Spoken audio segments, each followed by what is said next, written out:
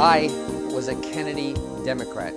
This was a long time ago, but when Kennedy was assassinated, it ended, in many ways, the age of innocence.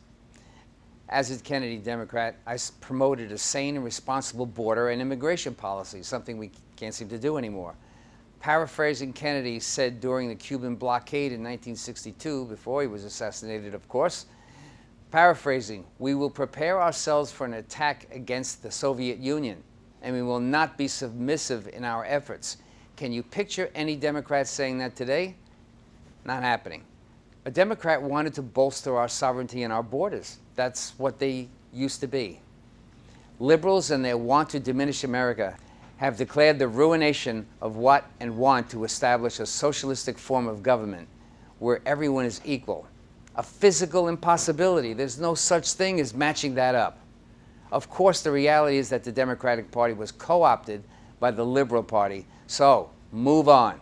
The Obama administration and Clinton's foundation regimes have received monies from Muslim nations and inculcated Muslims, who will eventually attempt to establish Sharia law, into their administration. Their continued efforts attempt to subvert America is obvious to real Americans. Are you a real American? If so, you believe in American exceptionalism, those things that made America great. We are the greatest nation on earth. The last 8 years of that administration, of the Obama administration, has not done that. It's reduced our vision to the world. American exceptionalism, be proud of our flag, our states, our union, our contiguity. If you're an open borders person at this time, you have to have your head examined, or you are not protective and not a true American. Because a true American would want to stop people from killing us at the border. Otherwise, we're no country at all. If you're an open borders person, please go and find a border you want to live in, not this one. I live in this one. I want my protection.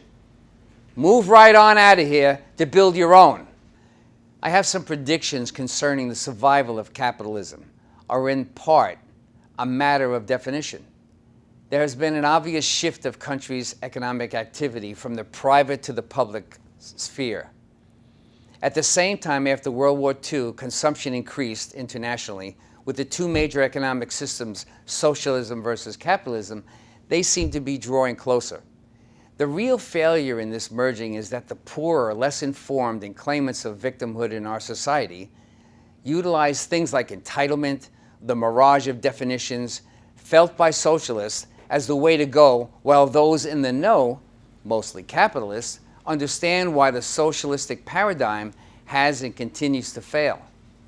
Those in the know understand the success side of things, and our successes can't be denied, while the poor or less informed about competition accept that they cannot compete or have not again fail. The best example of this is Russia, who cannot feed its people, and only a select few, except the less 5% of its population, has enough to be happy about. The rest of them suffer.